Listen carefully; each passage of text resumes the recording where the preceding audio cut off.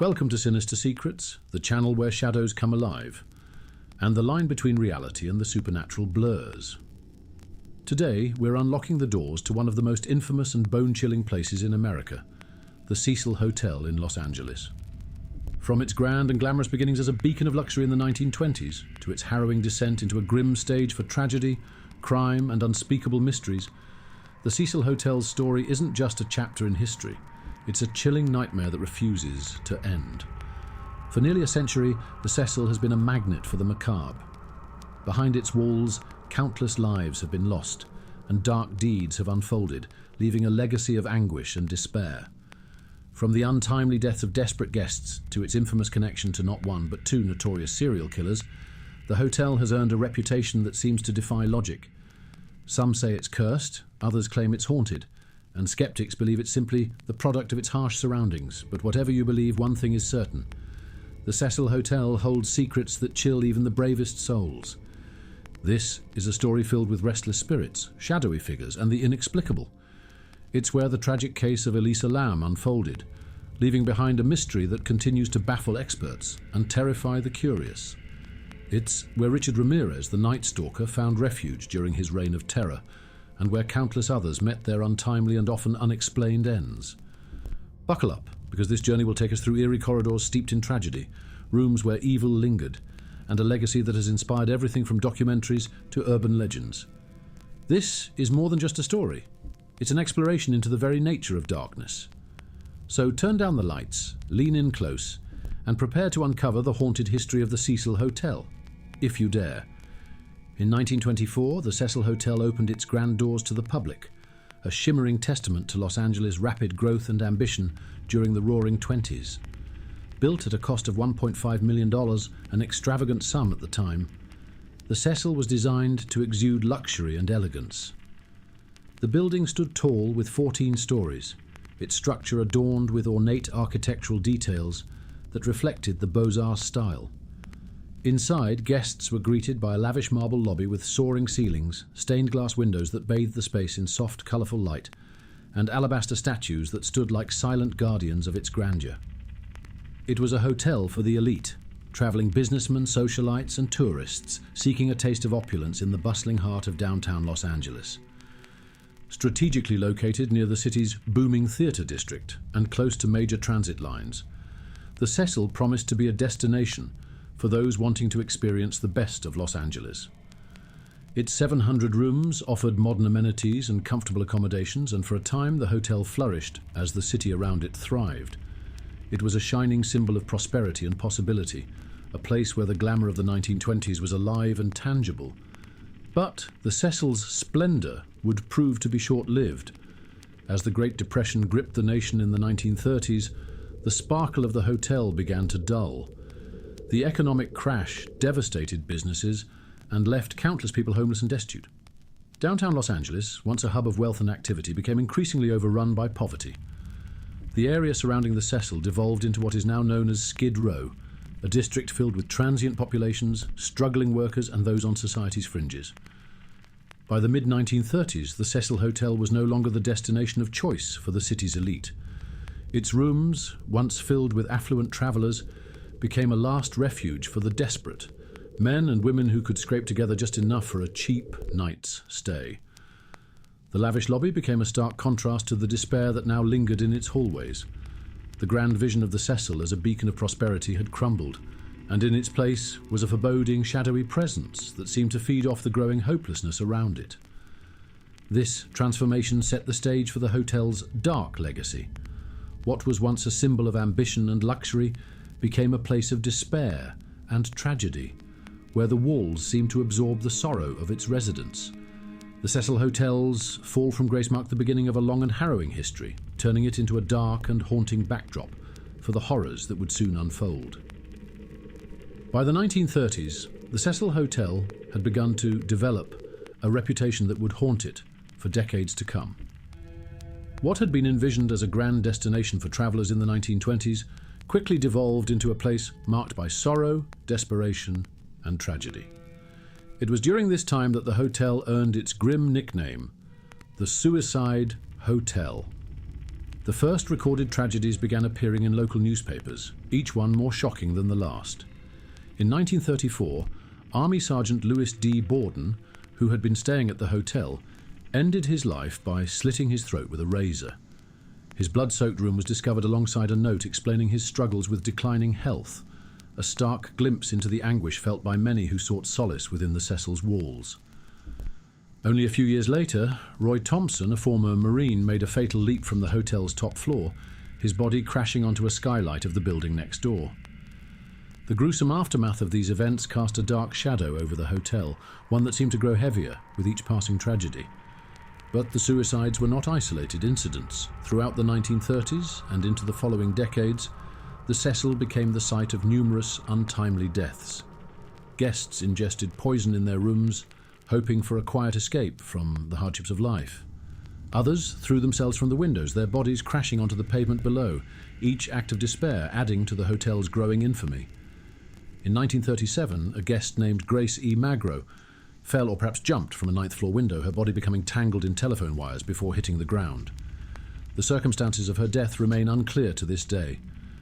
One of the most infamous cases occurred in 1962, when Pauline Otten, a 27-year-old woman, leapt from her ninth-floor window after an argument with her estranged husband.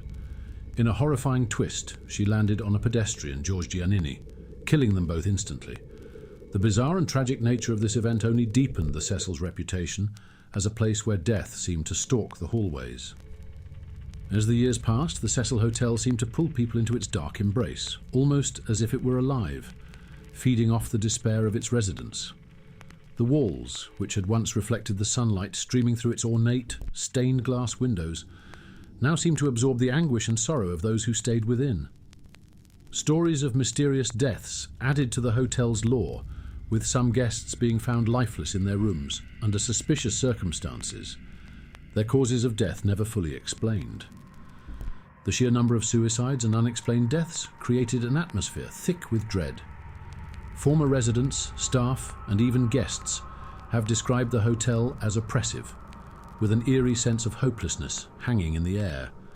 Some believe the Cecil became a magnet for despair, drawing those who were already teetering on the edge to take their final steps within its walls. Others speculate that the hotel itself is cursed, as though the tragedies of its past have created a lingering darkness that continues to claim new victims. Whatever the reason, the Cecil Hotel's transformation from a symbol of opulence to a harbinger of death was complete by the mid-20th century. Its name became synonymous with tragedy, and its hallways, once bustling with life, grew quieter, save for the whispers of despair that seemed to echo endlessly within them. The hotel had become a macabre icon of sorrow, setting the stage for the even darker chapters that lay ahead. The 1980s ushered in a new and even darker chapter in the history of the Cecil Hotel. Already burdened by its grim reputation as the suicide hotel, the building became a literal hunting ground for one of America's most notorious serial killers, Richard Ramirez. Known as the Night Stalker, Ramirez terrorized Los Angeles during a spree of brutal murders, rapes, and home invasions that left the city gripped with fear.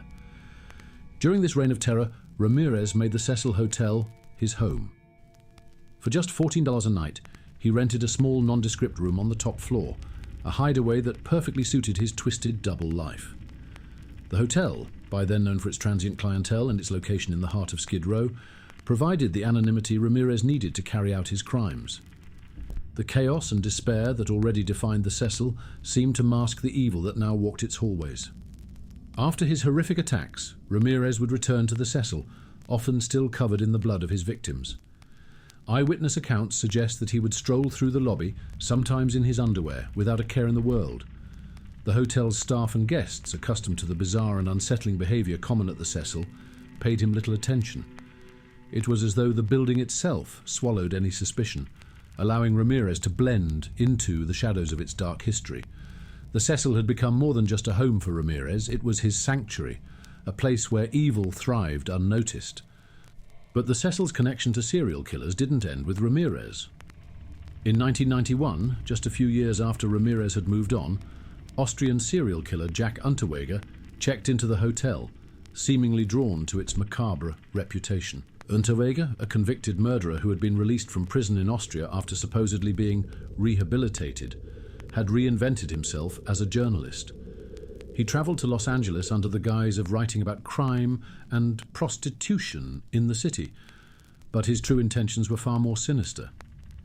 Staying at the Cecil Unterweger began a killing spree that mirrored the horrors Ramirez had left behind. He targeted sex workers in the Skid Row area, luring them to the hotel or nearby locations under the pretense of hiring their services. Once alone, he would brutally strangle them with their own bras, a chilling echo of his earlier murders in Austria. Unterweger's calculated and cold-blooded crimes shocked even seasoned investigators, and his choice of the Cecil as his base of operations seemed almost symbolic, a twisted homage to the Night Stalker who had walked those same halls before him. The presence of not one but two notorious serial killers within the walls of the Cecil Hotel cemented its status as a place where darkness thrived. To many, it seemed as though the hotel wasn't just a backdrop to these atrocities, but an active participant, amplifying the evil of those who passed through its doors.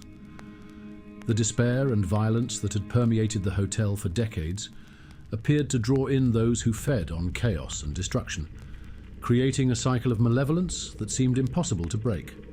Even today, the stories of Richard Ramirez and Jack Unterweger linger like a shadow over the Cecil Hotel. Their presence added a chilling layer to the building's already sinister history, raising disturbing questions about whether the hotel was merely a convenient hideout or if there was something far darker about the place itself, something that drew evil to it like a moth to a flame. The most infamous and mysterious event in the Cecil Hotel's dark history came in 2013 with the haunting death of Elisa Lam, a 21-year-old Canadian student. Elisa was visiting Los Angeles as part of a solo trip, a journey she had documented with cheerful social media posts and messages to friends. She checked into the Cecil Hotel, specifically the budget-friendly Stay on Main section that had been marketed to younger travellers, unaware of its notorious reputation. What began as an ordinary stay quickly spiraled into a chilling and tragic mystery that captured global attention. Elisa Lam vanished on January 31st, 2013. Prior to her disappearance, guests and staff reported nothing out of the ordinary until the release of the now infamous elevator surveillance footage. The grainy, 4-minute video showed Elisa acting in ways that were both bizarre and deeply unsettling. In the footage, she steps into the elevator and presses multiple buttons, as though she's unsure where to go. At times, she peeks cautiously into the hallway as if she's hiding from someone or something lurking outside the elevator. Her erratic movements and gestures, including what appears to be frantic talking or signalling, have been widely debated. Was she playing a strange game, communicating with someone out of frame, or was she simply disoriented? The footage ends abruptly, offering no answers, but the sense of unease it left behind was palpable. The video went viral, drawing millions of viewers who analysed her every move in an attempt to decipher the meaning behind her behaviour. Just days later, Elisa was reported missing, and the search for her began. For weeks, police scoured the hotel and surrounding areas but found no trace of Elisa. It wasn't until February 19, 2013, nearly 3 weeks after her disappearance, that the mystery took an even darker turn. Guests staying at the hotel had begun complaining about strange water issues. The taps produced discoloured, foul-smelling water with an unusual taste, and the pressure was alarmingly low. In response, hotel maintenance workers climbed to the rooftop to inspect the water tanks. What they found was horrifying: Elisa Lam's lifeless body floating in one of the tanks, decomposing in the very water the guests had been drinking and using for weeks. The discovery was both shocking and deeply unsettling, turning what had already been a strange case into a nightmarish spectacle. Elisa was found naked, her clothes floating alongside her, and her belongings, including her watch and room key, were also inside the tank. The coroner ruled her death an accidental drowning, citing bipolar disorder as a significant contributing factor. Toxicology reports showed no traces of drugs or alcohol beyond her prescribed medication. Despite the official ruling, the circumstances surrounding her death left more questions than answers. How did Elisa access the rooftop, which was secured by locked doors and an alarm system?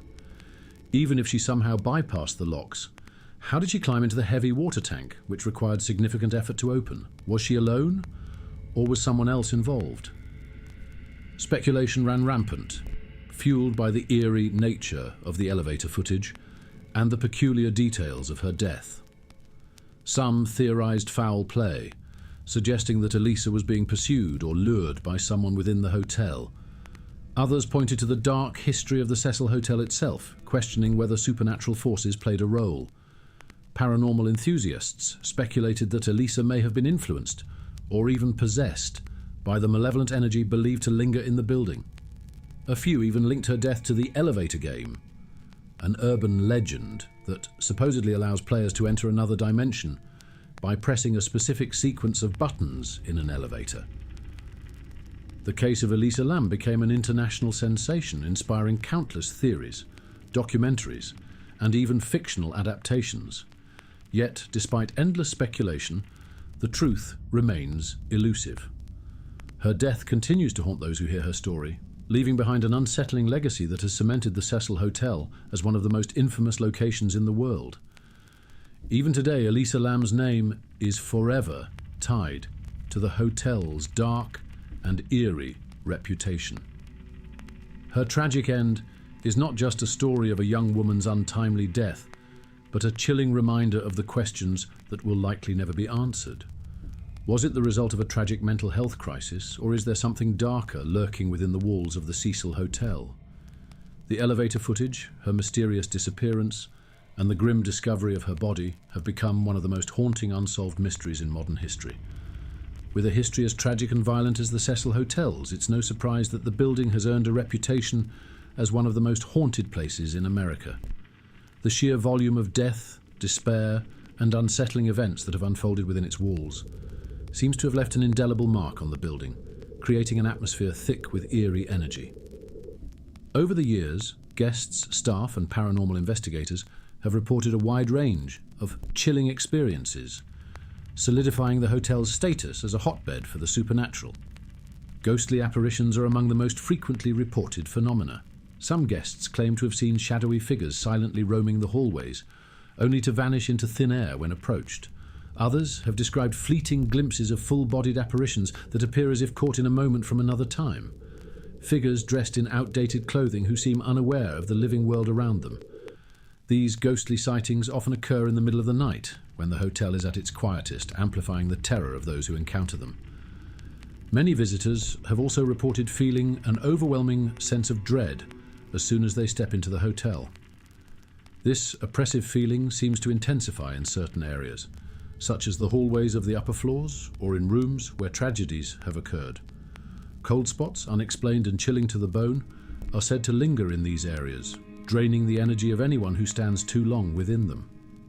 Some guests have described the sensation of being watched, as if unseen eyes were following their every move, while others have felt the unmistakable touch of invisible hands brushing against their skin or tugging at their clothing.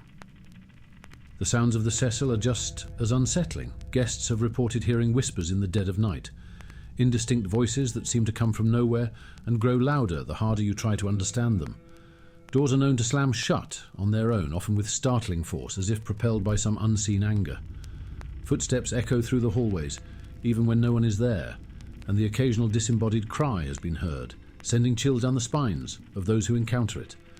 Elevators, long associated with Elisa Lam's mysterious death, have been reported to malfunction, moving erratically between floors or stopping at random, empty hallways as if guided by an unseen hand. Many believe that the spirits of those who met their tragic ends at the Cecil are still tethered to the building, trapped between this world and the next. Some paranormal enthusiasts suggest that the hotel's violent history has created a residual energy, a sort of psychic imprint left behind by the despair, anger, and terror of its former residents. Others theorize that the Cecil's dark reputation and history of attracting the downtrodden may have created a vortex for negative energy, amplifying the paranormal activity within its walls. One of the most chilling theories is that something darker, something malevolent, resides within the Cecil. Some believe that the building itself has become a magnet for evil, feeding off the misery of its guests and perpetuating the cycle of tragedy that has defined its history. Could the hotel's long history of violence and despair have awakened a sinister force, one that thrives on the suffering that seems to pour endlessly from its walls? Or is it the accumulation of restless spirits, lost, angry and desperate for resolution, that gives the hotel its haunted reputation? Whatever the cause, the paranormal activity at the Cecil Hotel continues to intrigue and terrify those who visit it. Paranormal investigators, ghost hunters, and thrill seekers are drawn to its infamous halls, hoping to catch a glimpse of the unexplained. And while some leave with nothing more than stories of unease, others walk away convinced that the hotel is alive with spirits, echoes of the past that refuse to be forgotten. In an attempt to shed its dark reputation, part of the Cecil Hotel was rebranded as Stay on Main in 2011. Bright new signage and a modern aesthetic aim to mask the building's haunting past, but no amount of paint or marketing could wash away its sinister legacy. By 2017, the Cecil was shuttered for renovations, and in 2021, it reopened as an affordable housing complex operated by the Skid Row Housing Trust. Yet, even with its new purpose, the darkness of the Cecil seems to linger, as if the building itself refuses to let go of its infamous history. Despite its makeover, the Cecil remains a magnet for urban explorers, paranormal investigators, and thrill seekers drawn to its haunting allure. Its story continues to inspire chilling tales, theories, and documentaries, cementing its place as a symbol of human tragedy, mystery, and the unknown. As you step away from the history of the Cecil Hotel, ask yourself this: is it truly cursed, or is it simply a reflection of the collective pain, despair, and evil that have passed through its halls? Could it be that the Cecil is not the source of the darkness, but rather a mirror of the human condition, a reminder of the fragility of life and the shadows we each carry within? And with that, we come to the end of this journey into the depths of one of the most haunted locations in modern history. But the story doesn't end here. The Cecil Hotel still stands, its mysteries waiting to be uncovered by those brave or foolish enough to dig deeper. If you enjoyed this chilling tale, let us know your thoughts in the comments below. Don't forget to like, share, and subscribe to Sinister Secrets for more stories that will send shivers down your spine and keep you up at night. Until next time, stay curious, stay vigilant, and whatever you do, don't stay too long in the shadows.